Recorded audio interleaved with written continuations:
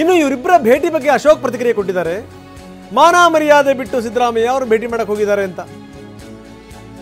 CM Siddaramaiah ವಿರುದ್ಧ ಅಶೋಕ್ ವಾಗ್ದಾಳಿ ಮಾಡಿರುವಂಥ ರೀತಿ ಇದು. ಮಾನ ಮರ್ಯಾದೆ ಗೌರವ ಇದ್ದಿದ್ದರೆ ಸಿದ್ದರಾಮಯ್ಯನವರು ಹೋಗಬಾರ್ದಾಗಿತ್ತಂತೆ. ಇದು ನೋಡಿ ಈ ರಾಜಕೀಯ ನಾಯಕರ ಮನಸ್ಥಿತಿಗಳು ನೋಡಿ ಎಷ್ಟರ ಮಟ್ಟಿಗಿದೆ ಅಂತ. ಯಾಕೆ ಹೋಗಬಾರ್ದು, ಇವ್ರು ಯಾಕೆ ಹೋಗಬಾರ್ದು, ಅವ್ರು ಯಾಕೆ ಹೋಗಬಾರ್ದು, ಅದನ್ನು ಬಿಟ್ಟು ಆಯ್ತು ಬಿಡ್ರಿ ಏನೋ ವಿಚಾರಿಸಕ್ಕೆ ಹೋದ್ರು. ಈ ಥರದ ಮಾತುಗಳೇ ಬರಲ್ಲ ನೋಡಿ. ಇಬ್ರು ಪರಸ್ಪರ ಕೆಟ್ಟದಾಗ ಬೈದಾಡ್ಕೊಂಡಿದ್ರು, ಈಗ ಇಬ್ರು ಒಂದಾಗಿದ್ದಾರೆ. ಇದು ಬೆಂಗಳೂರಿನಲ್ಲಿ ವಿಪಕ್ಷ ನಾಯಕ ಅಶೋಕ್ ನಡೆಸಿರುವಂಥ ವಾಗ್ದಾಳಿ.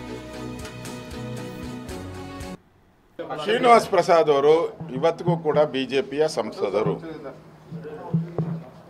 ಸಿದ್ದರಾಮಯ್ಯನವರು ಶ್ರೀನಿವಾಸ್ ಪ್ರಸಾದ್ ಮನೆಗೆ ಹೋಗಿದ್ದಾರೆ ಅಂತ ಹೇಳಿದ್ರೆ ಬೀದಿಗಳಲ್ಲಿ ಶ್ರೀನಿವಾಸ್ ಪ್ರಸಾದ್ ಮತ್ತು ಸಿದ್ದರಾಮಯ್ಯನವರು ಕೆಟ್ಟ ಪದಗಳಲ್ಲಿ ಒಬ್ಬರನ್ನೊಬ್ಬರು ಬೈದಾಡ್ಕೊಂಡಿದ್ದಾರೆ. ನಿನ್ನ ಮಕನೇ ನೋಡಲ್ಲ ಅಂತ ಹೇಳಿದ್ದಾರೆ ಶ್ರೀನಿವಾಸ್ ಪ್ರಸಾದ್ ಅವರು.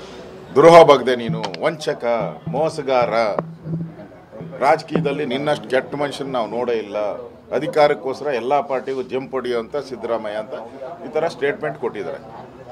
ಆ್ಯಕ್ಚುಲಿ ಶ್ರೀನಿವಾಸ್ ಪ್ರಸಾದ್ ಅವರು ಸಿದ್ದರಾಮಯ್ಯನ ಮನೆಗೆ ಹೋಗಿಲ್ಲ, ಸಿದ್ದರಾಮಯ್ಯನವರು ಶ್ರೀನಿವಾಸ್ ಪ್ರಸಾದ್ ಮನೆಗೆ ಹೋಗಿದ್ದಾರೆ. ಮಾನ ಮರ್ಯಾದೆ ಇದ್ದಿದ್ರೆ, ಗೌರವ ಇದ್ದಿದ್ರೆ ಒಬ್ಬ ಮುಖ್ಯಮಂತ್ರಿಯಾಗಿ ಹೋಗ್ಬಾರ್ದಾಯ್ತು.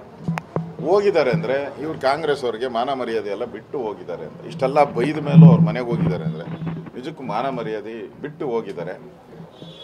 ಒಬ್ಬ ಮುಖ್ಯಮಂತ್ರಿಯಾಗಿ ಸಿದ್ದರಾಮಯ್ಯನವರ ಈ ನಡವಳಿಕೆ ಓಟ್ಗೋಸ್ಕರ ಏನೇ ಮಾನ ಮರ್ಯಾದೆ ಕಳ್ಕೊಂಡು ಬೇಕಾದ್ರೆ ನಾನು ಇರ್ತೀನಿ ಅನ್ನೋದಾದರೆ ಪಾರ್ಟಿಯಿಂದ ಪಾರ್ಟಿಗೆ ಜಂಪ್ ಹೊಡೆಯುವಂಥ ಸಿದ್ದರಾಮಯ್ಯನವ್ರಿಗೆ ಮಾತ್ರ ಇದು ಸಾಧ್ಯ, ಬೇರೆಯವ್ರಿಗೆ ಯಾರಿಗೂ ಸಾಧ್ಯ ಇಲ್ಲ.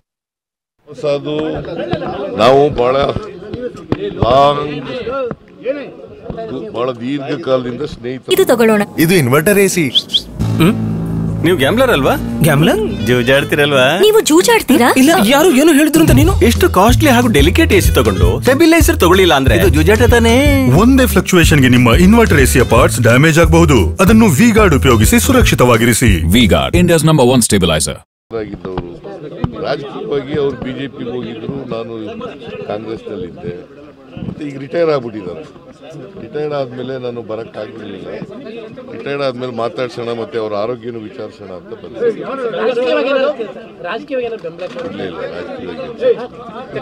ಯಾಕಂದರೆ ಅವರು ಎಲ್ಲೂ ಕ್ಯಾಂಪೇನಿಗೆ ಬರಲ್ಲ ಅಂತ ಹೇಳ್ಬಿಟ್ಟು ಘೋಷಣೆ ಮಾಡಿಬಿಟ್ಟಿದ್ದಾರೆ. ಯಾವ ಪಕ್ಷಕ್ಕೂ ಹೋಗಲ್ಲ ಅಂತ ಘೋಷಣೆ ಮಾಡ್ಬಿಟ್ಟಿದ್ದಾರೆ. ಅದರಿಂದ ಅವ್ರು ರಾಜಕೀಯ ಚರ್ಚೆ ಮಾಡಲಿಲ್ಲ. ರಾಜಕೀಯವಾಗಿ ಯಾವ ಪಕ್ಷಕ್ಕೂ ಬೆಂಬಲ ಕೊಡಲ್ಲ ಅಂತಂದಮೇಲೆ, ಯಾವ ಪಕ್ಷದ ಪರವಾಗೂ ವೋಟ್ ಕೇಳಲ್ಲ ಅಂದಮೇಲೆ ರಾಜಕೀಯ ಚರ್ಚೆ ಮಾಡೋದ್ರಿಂದ ಪ್ರಯೋಜನ ಏನು? ಅವರು ಏನು ಹೇಳಿದ್ದೀನಿ ಅಂತಂದರೆ, ನೀವು ಕಾಂಗ್ರೆಸ್ನಲ್ಲಿದ್ದವರು ಕಾಂಗ್ರೆಸ್ ಬಗ್ಗೆ ಸಿಂಪತ್ತಿ ಇರಲಿ ಅಂತ ಹೇಳಿದ್ದೀನಿ ಅಷ್ಟೇ.